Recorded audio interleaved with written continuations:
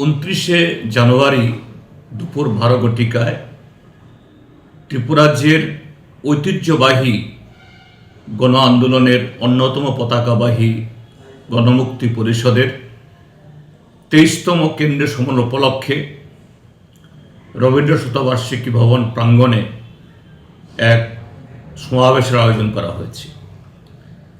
এই সমাবেশে আমাদের রাজ্যের সমস্ত অংশের গণতন্ত্র প্রিয়, শান্তিপ্রিয়, উন্নয়নকামী এবং যারা সমস্ত ভাষার, সংস্কৃতি এবং ধর্মের যে স্বাধীনতা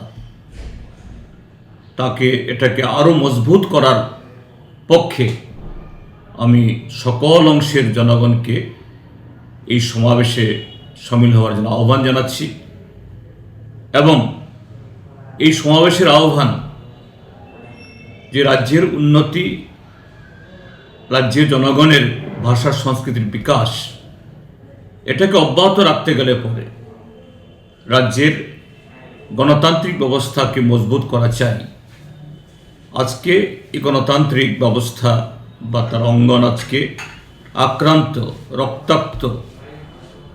তা থেকে কিভাবে সামগ্রিকভাবে আমরা গণতন্ত্রকে আরও মজবুত করতে পারি, পুনরুদ্ধার করতে পারি, আগামী 29-এর এই সমাবেশের মধ্য থেকেই রাজ্যের জনগণের কাছে সেই বার্তা যাবে, সেই বার্তা পৌঁছানো হবে। এই আন্দোলনে সমস্ত অংশ মানুষের অংশগ্রহণ আমি আন্তরিকভাবে তার জন্য আহ্বান জানাচ্ছি।